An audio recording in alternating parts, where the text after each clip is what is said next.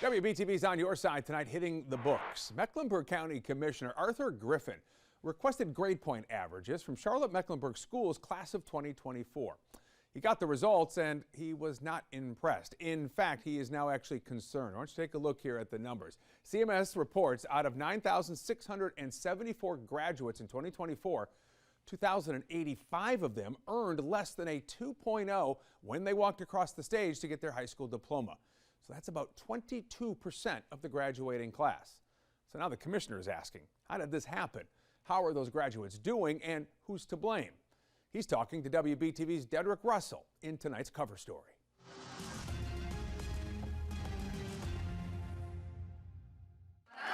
There's a story attached to some of these caps and gowns. Listen to this. In 2024, 1 in 5 CMS graduates entered the real world with less than a 2.0 GPA. And that was frightening. Mecklenburg County Commissioner Arthur Griffin believes you can learn a lot from a student's grade point average. With a GPA of less than 2.0, that's 1.5, 1.3, whatever, is not a good indicator that they're going to be prepared to be successfully employed, enrolled, or enlisted. So whose fault is that? Is it the family's fault, the teacher's fault, the school system's fault? Whose fault is it? Absolutely not the teacher's fault. You know, we got thousands of dedicated teachers. They're just doing what they're told. But who bears the blunt for this in terms of the responsibility would be your Board of Education and your superintendent. CMS is responding. We requested an on-camera interview, but the district sent us these statements instead. It reads in part, the district recognizes students have different strengths, learning styles, and post-graduation goals. No matter the GPA, CMS says every graduate represents a success story. Griffin believes accomplishing that success story is spelled out in the law, a law he believes should help prevent a GPA lower than a 2.0. That's 1 point something. That's unconscionable if you believe that these students should have a shot at a sound basic education, that these kids are going to be able to go out and compete.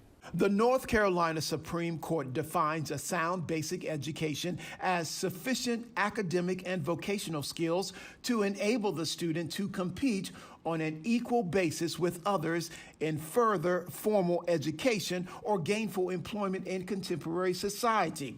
School districts have argued achieving a sound basic education for all students requires funding. Funding, they claim, lawmakers are not providing enough of. While that debate continues, we caught up with some parents to get their thoughts about students getting a high school diploma with a 1-point-something GPA. I was stunned. Just couldn't believe it. It's not acceptable. Yeah, I think we need higher standards. I think a lot of that, though, still falls back on the parents and policing the time that they're spending on studies. I do believe that teachers can only do so much. It's hard to imagine kids not having at least a 3.0 graduated from high school. I generally think that we need to invest more in public schools, and especially in public school teachers. I don't think they're paid enough, they're appreciated enough, rewarded enough in general by the public. So what is the next responsible thing to do? The next responsible thing to do is find out who those kids are, to provide some remediation so that they can be successful, that they can be guided.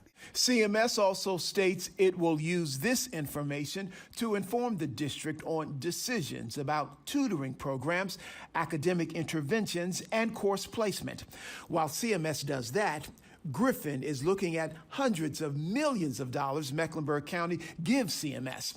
The politician compares that amount to the fact that 1 out of 5 students in 2024's graduating class left CMS with a GPA less than a 2.0. We need to improve our return on investment. There's absolutely no question about that.